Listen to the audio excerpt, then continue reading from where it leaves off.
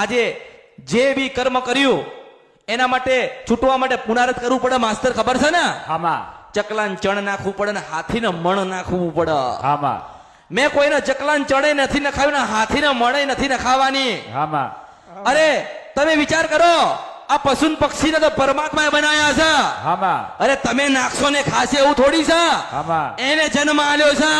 આમાં તો ચકલીના કણ અને હાથીના મણ ભગવાન પોતે શંકર પૂરું પાડે છે. આમાં શું તમે ખવડાવવાના?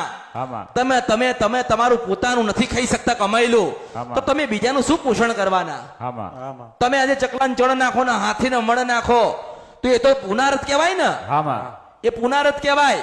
પણ આવા બહાર નીકળવું હોય ને આવા દુઃખમાંથી તો એક તાર ઉપર ચાલવું પડે, એક વચન નિભાવવો પડે. આમાં કારણ કે માસ્તર આજે મને ઠપકો દેવા જાઉં ને આમાં. તો એના મનમાં દુઃખ લાગે.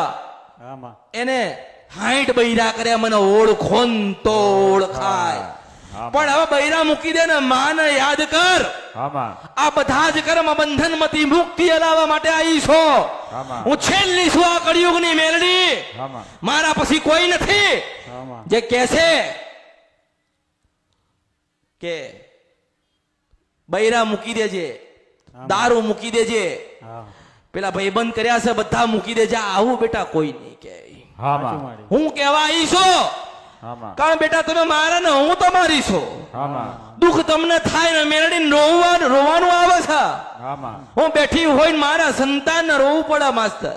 આમાં મારા નહીં થયા હું શું કરું માસ્તર? આમાં આવા દીકરી વિચારી ક્યાં ફરે? આમાં આ કળિયુગ છે માસ્તર. આમાં દરેક ની નજર એક નથી, દરેક નો વિચાર એક નથી. ખરોમાં ભાઈ ને દુઃખ હોય પટેલ એટલે દુનિયામાં ફરે. આમાં મારા ભાઈને મટાડો, મારા ભાઈને વાળો, મારા ભાઈને શું છે, કોઈક દેવું નડે છે, કોઈક માતા નડે છે, કોઈકે કરી નાખ્યું છે.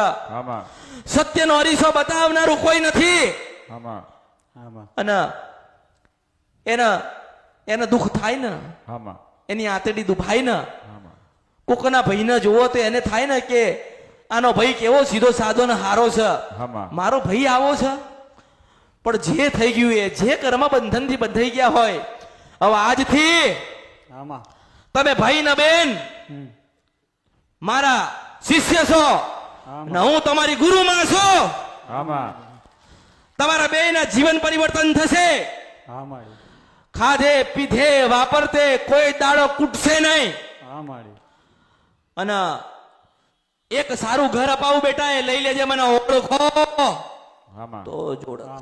માં